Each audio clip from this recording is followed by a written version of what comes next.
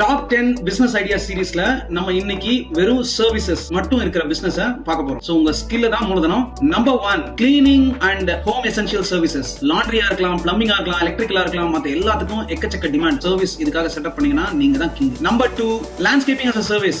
Number 3 personal training. Number 4 event planning.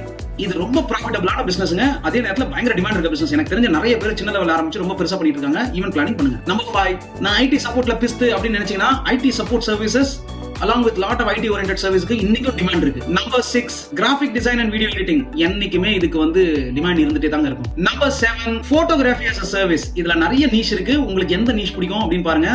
கிட்ஸ்ல ஆரம்பிச்சு கார்ப்பரேட்ல இருந்து event வரைக்கும் எக்கச்சக்கமான சர்வீசஸ் பண்ணலாம். Number 8 business consulting as a service.